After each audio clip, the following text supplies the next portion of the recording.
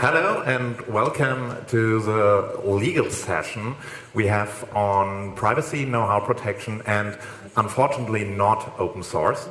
Because when I had a talk 1 year back, I had the idea of combining different legal aspects that might be interesting for app development. Data protection, know-how protection, how do I protect my know-how within a pitch, and especially open source development. For know-how protection, I have a colleague of mine, Stefan, the handsome blonde guy in front, who will be taking up the stage after me. And a third guy, Philippe, he falls sick today, therefore we have no open source excuse for that. We're going to have 20 minutes about data protection and then 20 minutes on know-how protection. After that, we're going to have a little time for questions, so please save the questions until the end. Then let's go. First of all, Stefan and me, we are both lawyers working for CMS, an international law firm, because a lot of you will not know us. I have a short slide on what CMS is about and where are we actually based. As you can see, we are mostly European and based. We are origin in Germany and the United Kingdom, and now expanding into mostly North and South America. And let's see where it takes us from there. We are over 5,000 lawyers actually worldwide, so that makes us one of the biggest law firms worldwide. We are both working in the Leipzig and in the Berlin offices. Stefan specialized in intellectual property law, and I do mostly IT and data protection within my day. And that's one of the first topics I want to talk to you about is data protection. We're going to have 20 minutes, so I'm just going to give you a very, very short overview on what is actually the discussion within data protection. You all heard of GDPR. What is GDPR all about, and how can I be compliant within a firm or within a project with the GDPR, and in order not to violate data protection regulations. The first question is, where is this need for data protection actually coming from?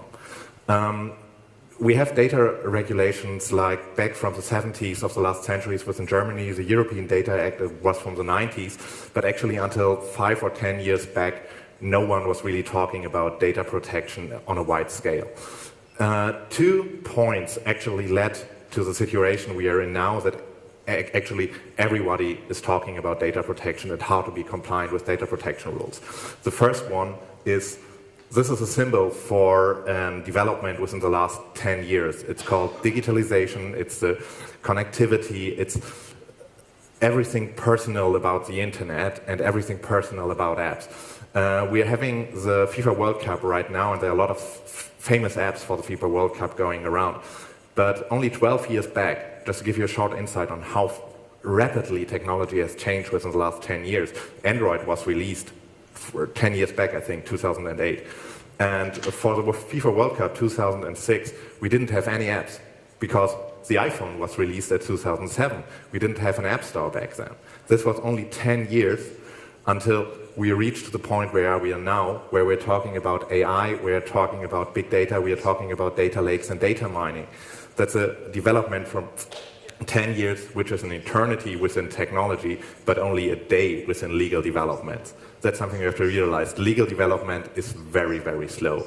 We are slow thinkers, we are not as fast as you, we are just trying to catch up.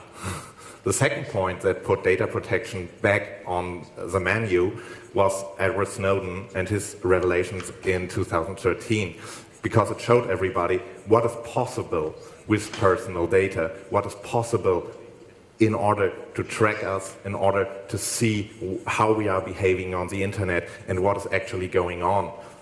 So those 2 points led to these numbers from 2016.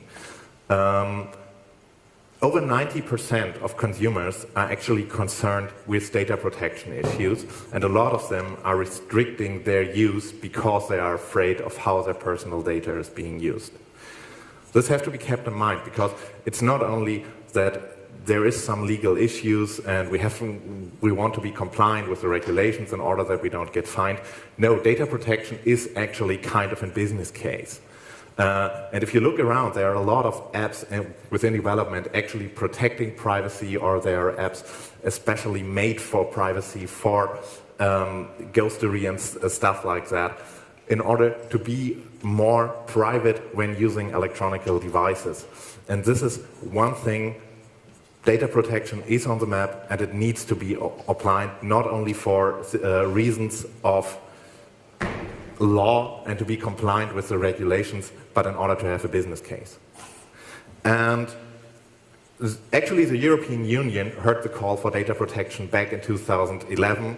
And in 2011, the process for the legislation of GDPR, you know, the General Data Protection Regulation, was started. And in 2016, actually, the GDPR was finished and everybody knew what was coming.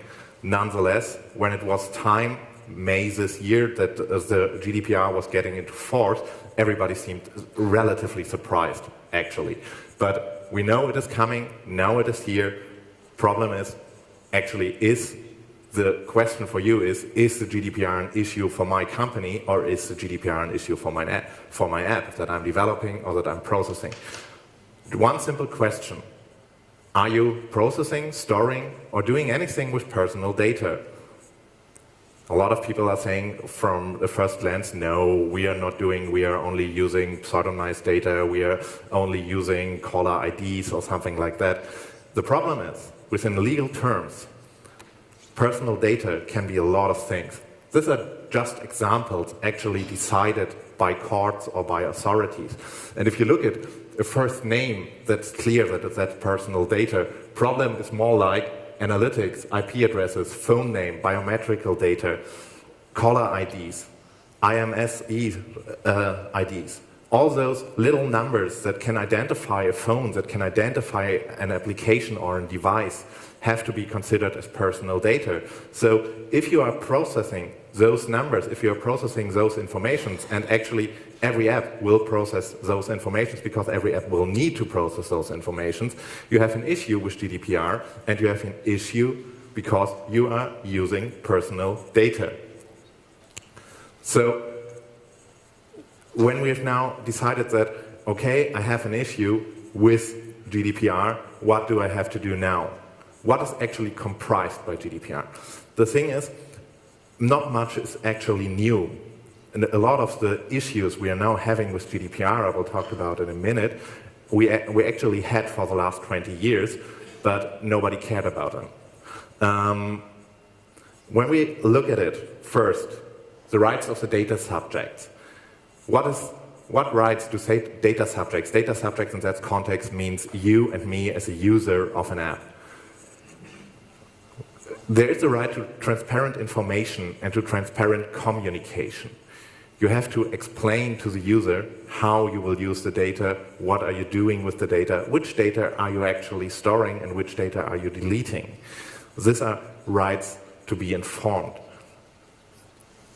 Much more relevant are those two. Data subjects have the right to access the data. They have an right to get information on what data you have stored and to delete or correct data. They have the right to restrict data use. They have the right to tell you, don't use the data you got from me in a certain way. You can store it in general, but you can't use it for marketing or you can't use it for advertising. But you may use it so that the app will function. And that was something I talked about last year. It was the right to data portability. This was quite an issue back in the day, back 1 year ago, because everybody was thinking about, okay, how are we going to do this on a technical level? How are we going to process the right of a data subject to move their data from one platform to another platform? Actually, it got a little tuned down within the last year.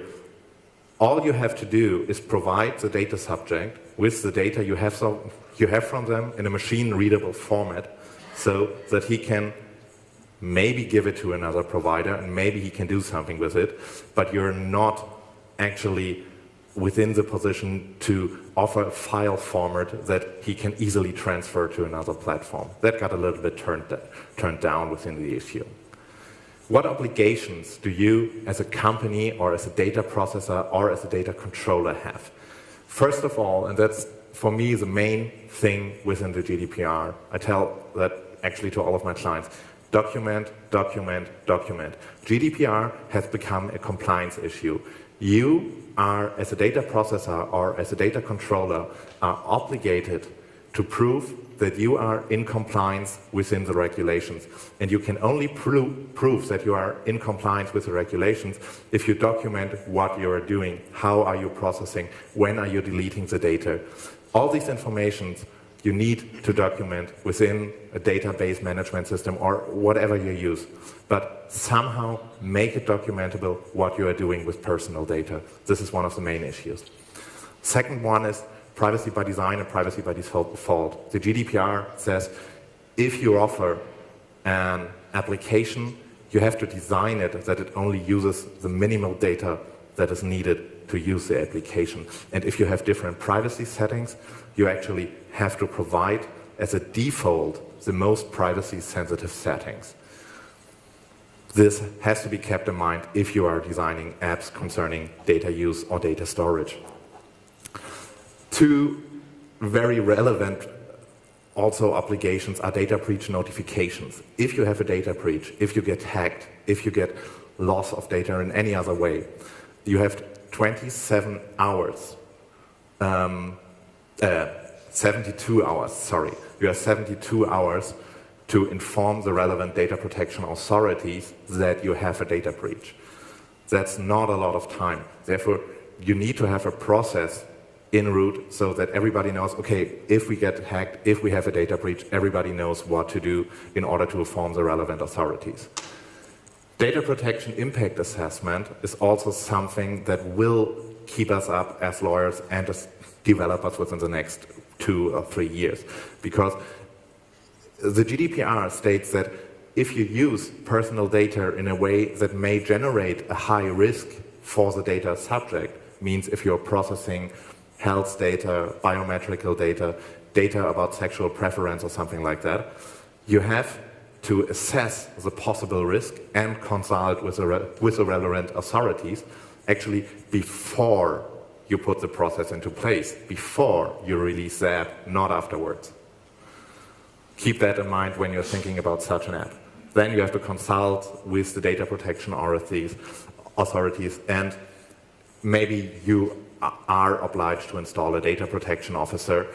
The rule of thumb there is if more than 10 people are working within your company as developers, as personnel, you are obliged to appoint a data protection officer. That's just a rule of thumb. What do we do to be compliant with these regulations within an app development or as a company as a whole? We thought about 7 steps that are only just a minimum requirement, but it will give you an idea what to do. First of all, get a map.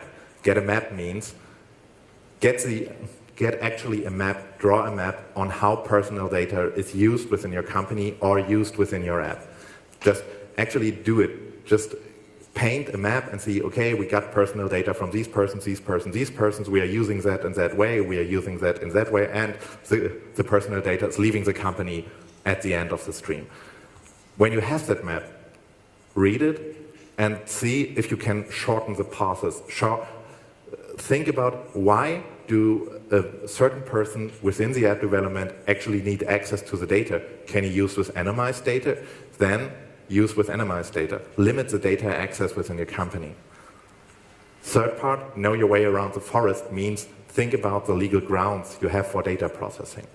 The GDPR gives a lot of legal grounds on how to process data or why you are allowed to process data.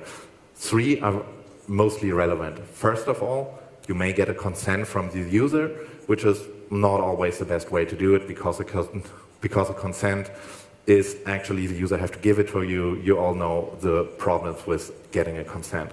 Second part is contractual needs. If you are within an app development and you are selling me an app, you need my personal name, you need my banking details in order to bill me, you need some personal data in order that I can use your app. For all that, you don't need a consent. Third part is if you have an interest, a legitimate interest in using my personal data, maybe for marketing, maybe in order to promote your app, you may also not need a consent, but you have to check how you can use data as you have seen on the map before, on what legal grounds those data can be used. Fourth, if you need a consent, ask the user for it. Ask the user for a consent. Just do it. Second part, talk to the user. Inform the user on how you are using the personal data. Have a data privacy, have a privacy policy.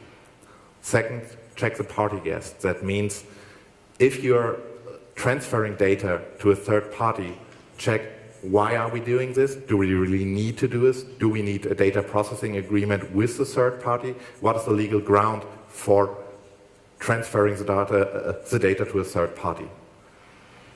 And if you've done all that, write down it. Document everything you have. So if the data protection authorities are checking you, you have something you can say, okay, we have done all what we can. When GDPR was coming, there were a lot of how not to do it reasons. And Laura received something very interesting from Yelp on how not to be transparent. I mean, we provide additional details about the information we receive about you and how we use it. These changes generally reflect new features and offerings. Can anybody tell me actually what they're doing with my data? I can't. No idea what they meant. Second, how not to do it and how not to get a consent. This is one of my favorites within GDPR. You all have received those thousands of emails to re-opt into some newsletters. Zoom did something very interesting. We want to stay in contact with you, blah, blah, blah. Yes, I'd like to opt in. Yes, but only one time per month. Yeah, you all see the problem with that one. This is also a privacy policy that shouldn't work. It means we have no idea what we are doing, but when we figure it out, we get back to you. Doesn't work also. So what can actually happen if it all goes wrong?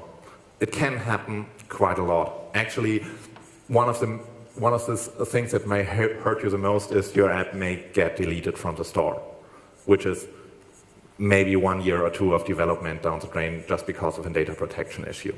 You may get administrative fines and personal damages, but actually those two are not as hurting actually as this one.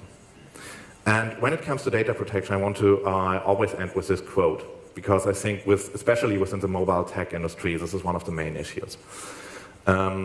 This quote was actually by Tim Cook in 2017. And you all are in a very privileged situation as developers because you know what's going on with the personal data within the app. And we as users are giving you our information and our personal data, and we trust you with it. That's a responsibility that you should embrace as we as lawyers embrace the responsibility for our clients. Thank you very much. This was it from me, from data protection for the first part. Now I give the stage to Stefan for know-how protection, especially within pitch situations. Thank you very much.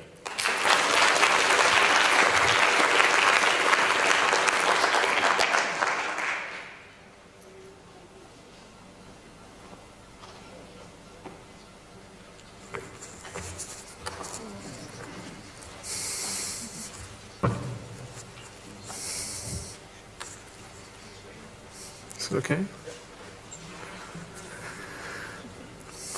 Okay, hello everyone, nice to meet you, and thanks for inviting me. Thanks Christian for inviting me to this droidCon event. You've been here last year.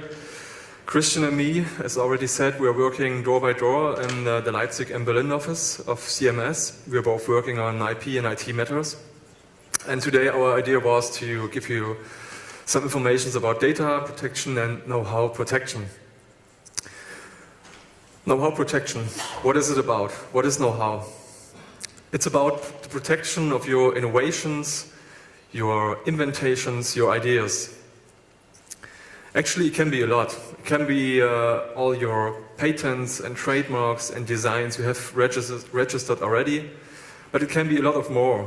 It can be recipes of foods and beverage. It can be business plans. It can be all stats and figures of your company. So,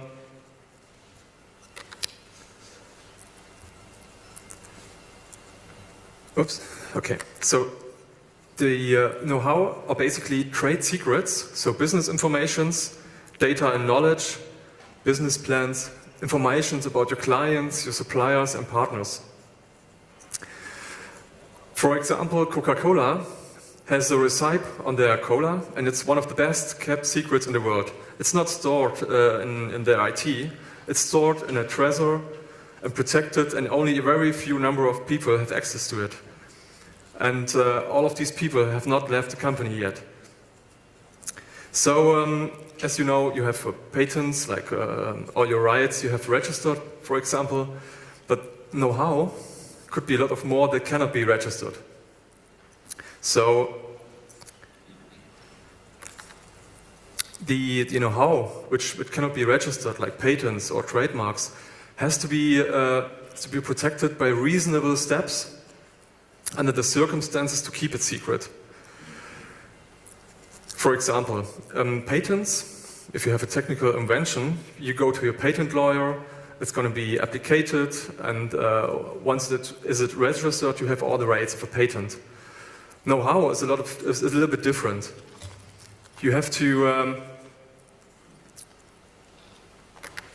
act very carefully if you have business informations or other data and knowledge of your company, and be careful not to give it away too quickly and not talk about it too detailed. For example, if you're a startup and you go to a pitch, a lot of startups tend to present everything, all the details, all the business informations, and all the ideas and innovations because they're proud of it. And it is right to present it, but find the right measure not to disclose your know-how too quickly. So it's about not to talk about too much in detail, and know what business informations have to keep as a secret. So how does it work? The know-how, which is not already protected under patents, trademarks, and designs, have to be a part of reasonable steps to be protected, and these can be technical and organizational steps to protect. These are things in which you are the experts. You are IT experts, you are programmers, you are software developers. You know that. But there are also legal steps to protect, like employment contracts and contracts with suppliers, clients, and partners. So the technical steps are, I'm not telling you something new, are passwords, firewalls, limitation of access rights. For example, all your key assets, your know-how, which is very important, shouldn't be available to every single person in your company. There should be certain access rights for your assets, for your key know-how, for your key business information. So this should be clear. As well, you should classify all your know-how, all the know-how you have, into different classes and different secret steps. So there might be know-how which is not that important. So there could be a much higher access right. There could be much higher access rights to everyone than probably the Coca-Cola recipe, which is only available to a very few number of people. And part of the classification is a notation of the secret. So is it low secret? Is it secret? Is it top secret? So you should classify all the know-how you have, and which is not registered under patents or trademarks and whatsoever. Organizational steps are basically the documentation of all the reasonable steps to keep it secret. So which is not documented, it doesn't exist. And it's very important, I will come to this later, to give the court in a proceeding the burden of proof. So you have to show and you have to document what know-how or what trade secrets you have and which reasonable steps you are taking to keep it as a secret. Furthermore, it's about procedures and competences for the internal use of trade secrets. So there should be a plan of what are you doing with your know-how. There should be names of people who are competent for these know-hows. It shouldn't be everyone. It should be only the competent people dealing with very top secret know-how. And very simple. It's about workshops for employees on know-how protection, IT security, and data protection, and all this. Because the highest risk of a disclosure of know-how are not hackers or spies or something. It's actually the employee who is not aware about know-how protection, who maybe forgets his bag in the train, and in the bag there are papers, confidential papers, for example, or he's losing his USB stick in the train with very relevant data of your company. So it's even more important to do workshops with your employees, with your colleagues, to be aware that they are relevant data in your company. Because the general know-how is much more different than laws like patents and trademarks who are registered already. It's much easier to go to court and claim infringements of a patent because it's registered and it's there as a right. But for the know-how, you have to show the court that this is a trade secret and it's being a part of reasonable steps to be protected or kept as a secret.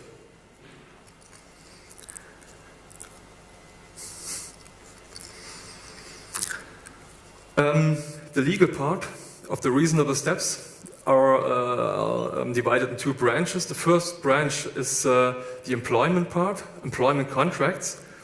And employment contracts should contain non-competition clauses up to 2 years after the termination of the contract, which says your employee couldn't enter into an own business or couldn't create an own company with that know-how he has learned in your company. It should also contain prohibitions to entice other colleagues. So mainly the people. These are the know-how holders. These are the people who invented something or who has learned a lot of know-how. And the biggest aim of a company should be to hold these people, these know-how holders, in the company. It's also about paying them more money, but you can also already try to hold them on employment contracts like this. You should also have non-disclosure agreements in the contract. So employees who leave the company shouldn't tell about the secrets, shouldn't tell about know-how in your company. Actually, it's clear, but for some people it's not clear. So this should be in the contract, and it has the limitation in the knowledge he has learned lawfully and which he can use all the time. Like for example. All the skills I have learned in my law firm, I can use also if I go to another law firm. But I cannot take all the details about some mandates or internship information to other law firms. Very simple, but also useful are IT and social media guidelines. It's also about not using your private iPhone with, or like maybe. Using private iPhone with on social media stuff with relevant data on your company. It's clear, but some people are not very aware and share maybe informations on these social media channels. This is the legal part on the internship, like in between the company. But there are also important legal steps and contracts with suppliers, partners, clients, and so on. As I said, the example, the startup is looking for an investor and they are pitching, or maybe they are looking for a partner for a corporation. They maybe show all the details and show all the inventions and the know-how, and they want to convince the partner for a corporation, which they need money, they need a partner. And then the negotiations are not very successfully, and there's no contract. And then a few weeks later, the startup, for example, finds the same product they have invented and developed in the stocks, but it's not their product. It's just a similar project of the former partner, and they haven't done anything. They haven't protected it as patent or something like that, and they didn't have a real protection on know-how, and there's probably nothing they can do. So the important thing is, when you're negotiations with investors or partners, to have a non-disclosure agreement, and a non-disclosure agreement which says you cannot use that information you learn in our negotiations, for example. And to be effective, the non-disclosure agreement should contain contractual penalties, so a fine which has to be paid if the partner infringes that NDA. And the fine, the contractual penalty, should be just as high as it is not worth to breach it. So it should be an effective prevention for your negotiation partner not to use your details, not to use your information for own products or for own interests. And another special part of the know-how protection is the exclusion of reverse engineering. Under actual German law, it's not allowed to do that reverse engineering, which means buying a product lawfully, rebuild it, learn everything, and then build it up again as an own product. It's not allowed under German law. Under other jurisdictions it is.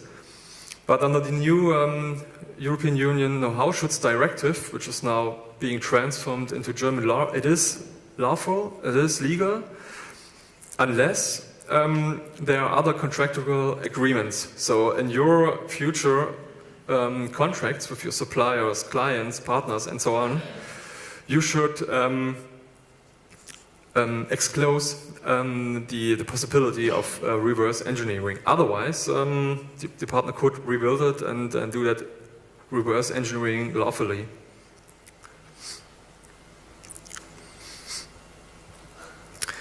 Well, what is lawful? Even under the European Union Know-how Directive, it is the independent discovery or creation. It's all honest commercial practices. It's the acquisition, use, and disclosure that is allowed under European or national law. It's the reverse engineering, and also the whistleblowing, which was a political aspect and which is only lawful under legitimate interests, so the freedom of media and stuff, but this is more a political topic. Unlawful is the acquisition of a trade secret carried out by unauthorized access to, appropriation of, or copying of any documents, materials, or files, and any other conduct contrary to honest commercial practices. And also unlawful is the use or the disclosure of these trade secrets who have been disclosed unlawfully. So what can you do in case of infringement and in case you have trade secrets who were part of reasonable steps to keep it secret? You have the possibility to claim injunctive reliefs, so the court prohibits these, the infringer to use the knowledge, to use the know-how. You can claim damages, and to prevent the damage or to number the damages, you have the right to receive information about the sales made by the infringement. So you can receive all the data about the suppliers, about the clients, about the sales and everything. But very important is it's up to you to give the proof.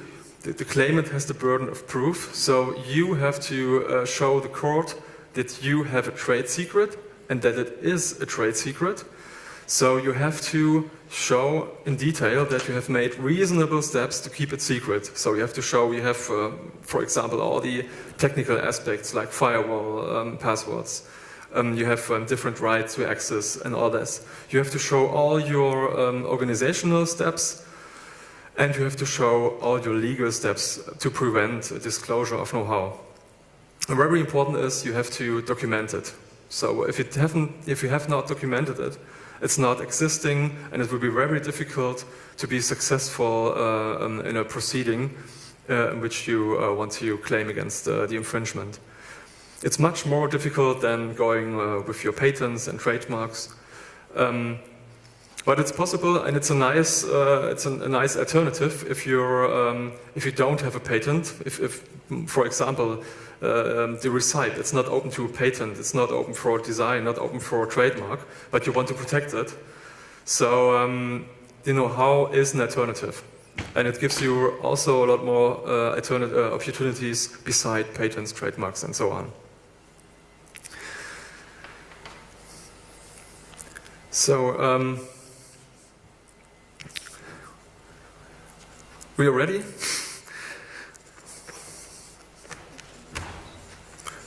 And last remarks.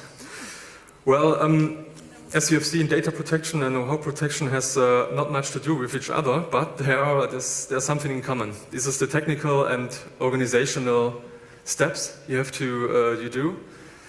And the documentation. And the documentation. So if you keep in mind that you have to document everything on these matters, you have learned the key issue. The key issues. So, we still have a few minutes left. Any questions? Okay.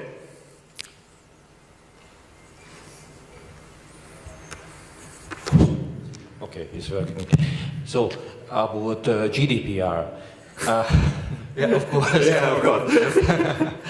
So I would have two questions. The first is, I think almost every Android developer are using Google for tracking, for analytics, and Firebase, and AdMobs, and so on. Yeah. That means basically we don't are using those data directly. We are using those data just to look how many people did what and so on. So Google is using those data, and basically what I learned that we need to ask for every single thing by every user. But are the users really on that level that they understand what we are doing, and are we in the position to know what Google is really using, which data, how to overcome this problem?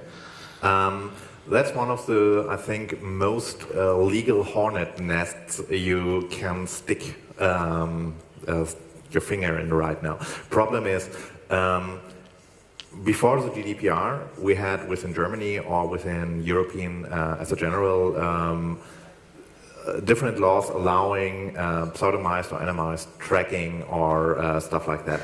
Now under GDPR, the German, it's especially a German problem or a European problem. The German data protection authorities came to the conclusion that under GDPR you have to ask the user for consent for every tracking, and they released a statement on that. Actually, there are no court's decision on that. And it's an unclear legal question. There are good arguments that you don't need a consent for every tracking mechanism you're using. You don't need a consent for Google Analytics. You don't need a consent for Google Fonts or for Firebase or something like that, because you have a legitimate interest for those measurements and for those tracking devices.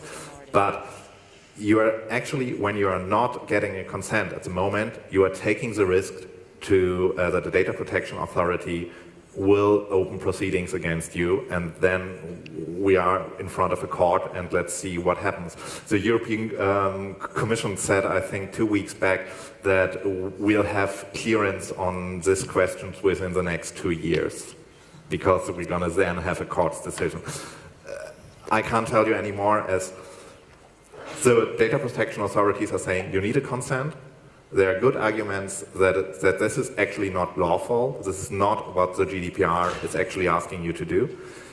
But we have to wait for the first court's decision in order to have a little bit clearance on that. And the second part of the question concerning, do you need to explain what Google is doing? Last week, we had a decision of the European Court concerning Facebook fan pages. please have a look at this decision, because it states that if you are running a Facebook fan page, you are responsible for the data processing Facebook is doing, and you can't comply with that because no one has any idea actually. Is anyone from Facebook here? Can anyone tell me what Facebook is doing with the data of the user? Because I don't even think Mark Zuckerberg doesn't know what he's doing actually with the data. And I know that Facebook is moving at the moment and is trying to get contracts in place in order that you can fill your information obligations to the user if you're running a Facebook fan page. This decision of the European Court can also be transferred to Amazon Alexa. It can be transferred to every Amazon and every platform infrastructure we are having right now. And yes, from the view of the European courts and from the view of the GDPR, you have to explain to the user what Facebook and Google and everyone else of every platform you're using is doing with the data. That's the legal aspect at the moment.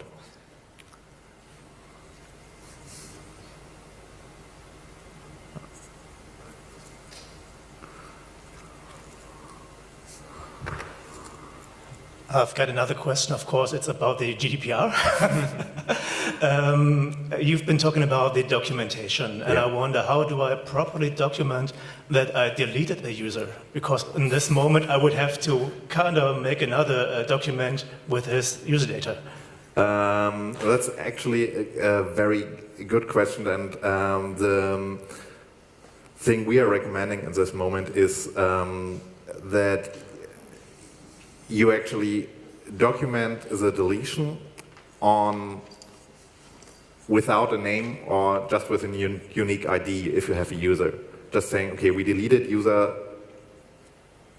number 14564X at this time, and this should be sufficient. Because otherwise it wouldn't be possible. You would have to need a second database in which you have deleted the users, but that doesn't make sense because you already have another database. So I don't know any way else, and actually this has been working as far as we can tell. So, I mean, this doesn't have to do much with engineering actually, but like when people are roaming around the streets and taking photos, like, you know, Yeah. how does that need to comply, like, you know, with an individual, and then you are also, like, you know, taking photos of somebody with a photo that essentially not intentionally there? Two steps. First of all, the GDPR does not apply within personal use, because when I'm on vacation and I'm taking pictures, GDPR doesn't apply because it's for my use.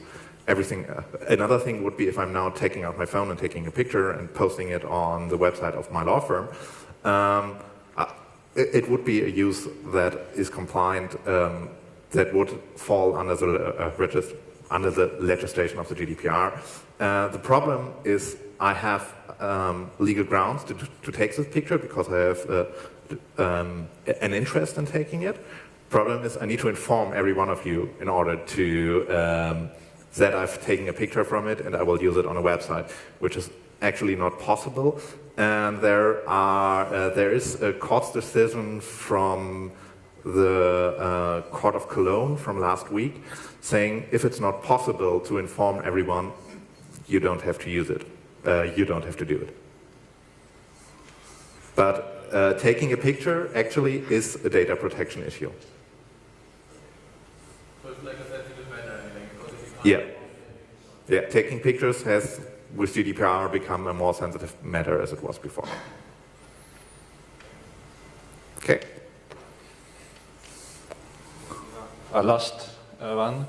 GDPR states that if we ask for consent, then the most protective point should be checked or not checked, but it should not be that way that the consent is not secure if the user says yes. Mm-hmm. So, and most of the developers and firms are using not checkboxes, because that is the question, if it is checked or not checked, and what does it mean? But they are using, as also in the screens before, just buttons, 2 or 3 of them, and what the firm wants or what the user wants, the one button is highlighted. Yeah. That is not a pre-selection, but that is a design which says, please click me, not the other ones. Is it allowed? Is it just what's about that? That depends on the actual design. Mostly those buttons are more flickery and saying click me, and that's okay. The problem, actually, the example I showed from Zoom, yes, but only one time per month. And that's not allowed. But you don't have to, the yes and no button don't have to be complete equal within the design. I have a question. I'm not sure if it's the right format to ask, but I will ask it anyway. Yeah, go ahead.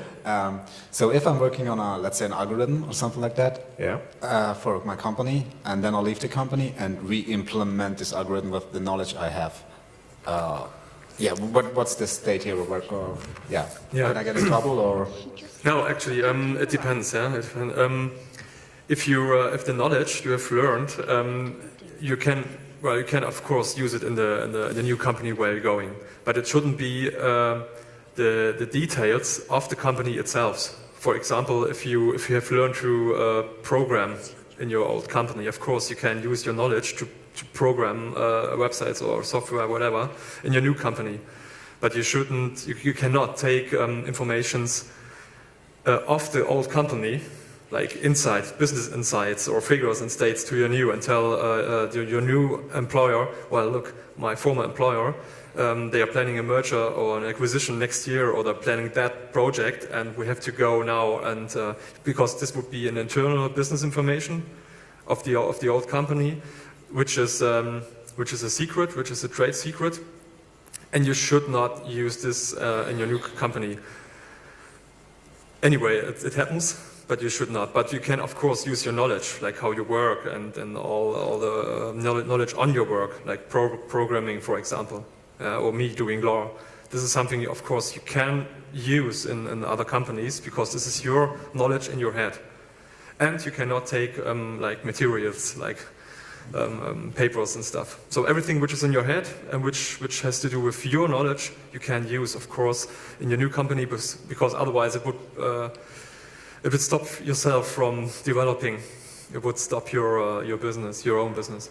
But yeah, this is the measure. Thanks. And another question, if you don't mind. Yeah, of course.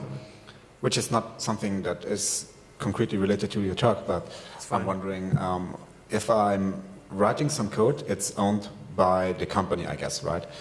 And what about code I write on a MacBook or on my laptop, owned by the company, but in my spare time? Yeah. Well, if you write the code, it's usually protected by the copyright as a software, and usually it's the man who did it. But if you do it in your time as your work, where your employer says, you as my employee, you develop a software, then then the copyrights or the usage rights are owned by the company. But if it's something that has nothing to do with the direction of your employer, if it's a completely other software, completely something different, and you do it in your spare time when you have a day off, you are the owner of the copyrights. But it has nothing to do with your work. If it's something completely different. Yeah, okay. So if it's the same software or the same idea or the same probably not. Then it has nothing to do if it's in your spare time or at work. But if it's a completely different thing, different software, your own project, your own idea, which has nothing to do with your actual employer, you are the owner. You are the owner of the copyrights and of the usage rights. And if I write that software on a PC owned by my company, does this have any effect or impact? Well, I think it's not. Well, it doesn't have any impact, but I think it's not allowed, because you should use your materials, your laptop at your work for the work for your employer. Okay. But it has normally no effect on your rights you own if you are an own developer on your own idea and your own software, which has nothing to do with your work. All right. Yeah. Thanks. If you are an employee. Yes. Yeah. Thank you. Do we still have time for a question? Well, Because- 1.5 minutes. Okay.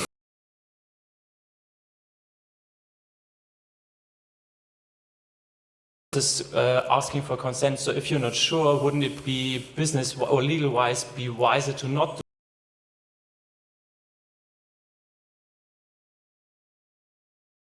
save it, and the user also can revoke consent? So you have to take care of that. From a business perspective, yes. From a legal perspective, I have to give always the typical lawyer answer. It depends. It depends on how far away are we from the interest that may allow the consent.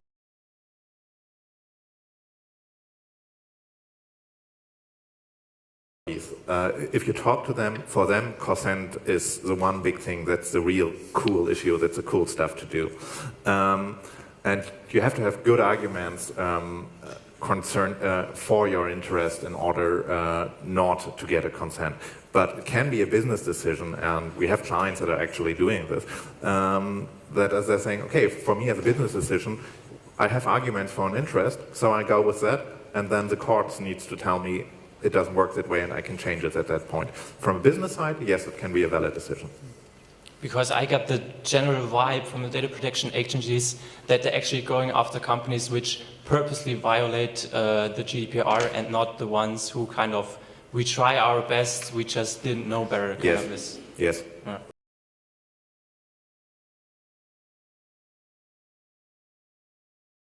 Followed online because I don't know the details. There are a few authorities that are talking off the record and are saying, okay, we know no one will be compliant. We know no one can be compliant, and we actually have no idea how to be compliant also. Therefore, we are first going after the ones we know that are violating, and if we check, and if we, what I talked before, if you can show us your documentation, and if you can show us that you have thought things through, that you have thought, okay, how can I do that? What are the arguments for my interest? They might tell you, okay, stop, but I think they won't fine you. Okay, thanks. Okay, then thank you and enjoy lunch.